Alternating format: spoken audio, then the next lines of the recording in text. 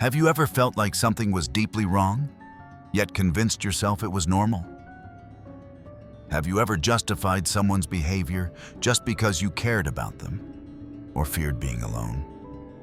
What if I told you that most of your emotional pain isn't caused by what others did to you, but by what you've continued to tolerate in silence? Not because you're weak, but because somewhere along the way, you learned to confuse dysfunction with love. Carl Jung didn't write to comfort us. He wrote to awaken us. He believed that until we make the unconscious conscious, it will rule our lives, and we will call it fate. And fate is exactly what many people resign themselves to when they remain in relationships, jobs, and environments that quietly erode their self-worth. This video isn't just a list, it's a mirror, a call to reclaim your clarity. Based on Jung's most piercing insights into the human soul, we'll explore 10 behaviors that he would urge you never to tolerate. These are patterns that eat away at your dignity, dim your vitality, and distort your identity. Each one left unchecked turns your unconscious into a prison. Let's begin. 1. Emotional manipulation disguised as love. It begins with guilt, a subtle shame for needing space, for setting a boundary, for choosing yourself. When someone repeatedly makes you feel guilty for protecting your emotional needs, you're not being loved. You're being controlled. Jung believed that when we betray our soul's truth in exchange for approval, it results in a psychic illness.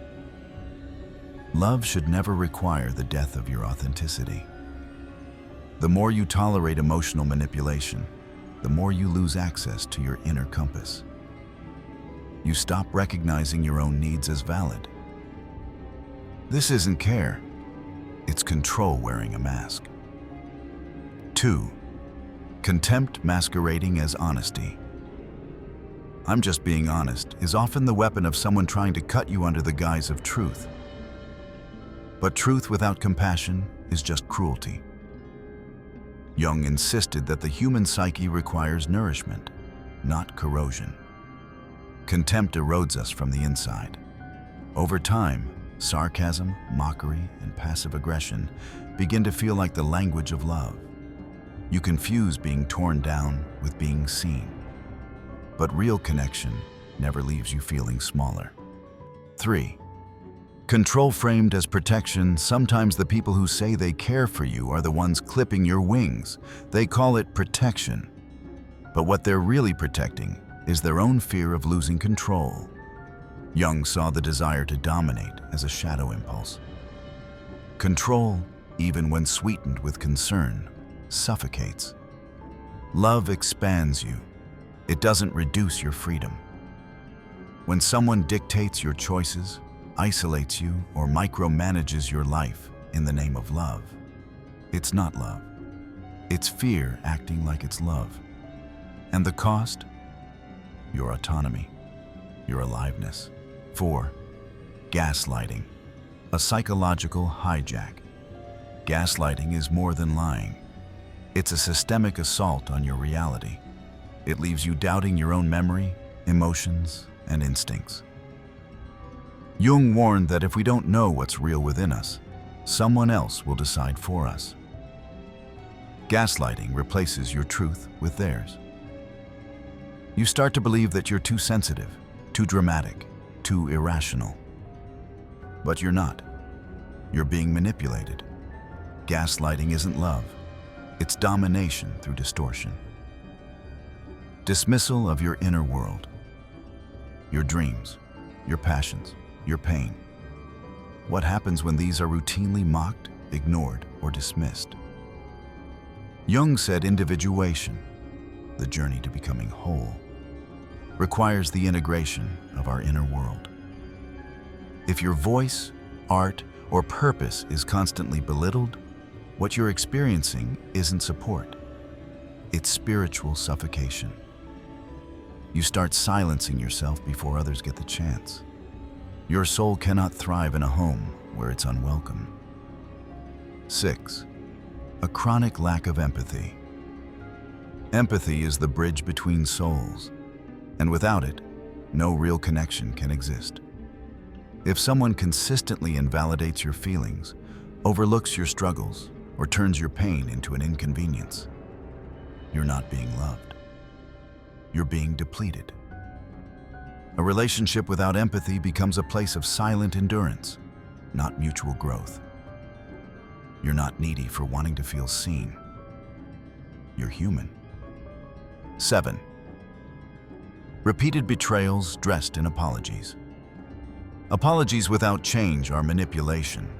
Jung understood that repeated behavior is never accidental.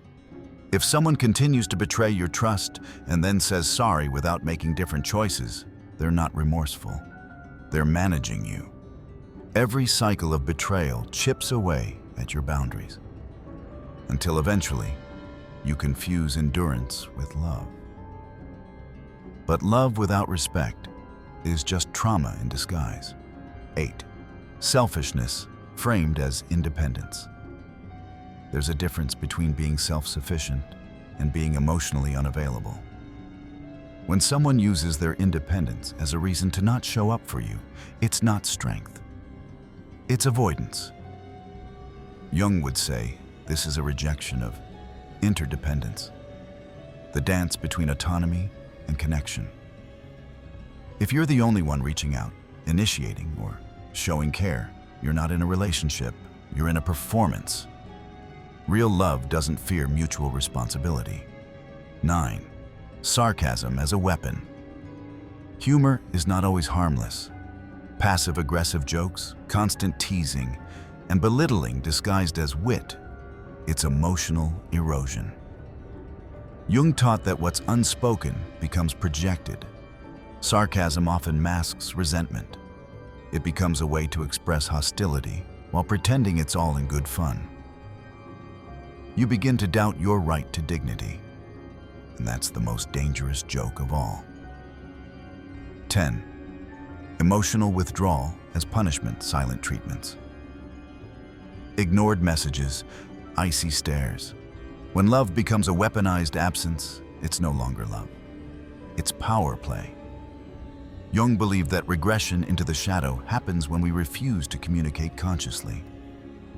When someone disappears instead of engaging, isolates instead of relating, they're not preserving peace. They're punishing you with silence. And slowly, you stop expecting to be heard at all. So, what now? If this video stirred something in you, pause, breathe, reflect. Maybe you've tolerated things for too long, not because you're broken, but because you were conditioned to equate loyalty with self-abandonment. Jung would remind us, awareness is the beginning of transformation. You don't have to explain your standards. You don't have to justify your boundaries. You don't need permission to heal. Each act of self-recognition is an act of liberation. Carl Jung didn't write to shame us. He wrote to invite us back to ourselves, the parts we've exiled, the voices we've silenced, the truths we've swallowed. It's not about blaming the world. It's about remembering your power. The pain you feel is real, but so is your capacity to heal. Don't wait for others to change before you do. Don't wait for permission to reclaim your voice. The moment you recognize what is unacceptable is the moment you begin to rebuild. You are not here to settle. You are here to breathe. And if this message spoke to you, share your truth in the comments. Let someone else know they're not alone. Subscribe to this channel for more reflections on healing, clarity, and self-worth. You're not overreacting. You're awakening. And that is the beginning of everything.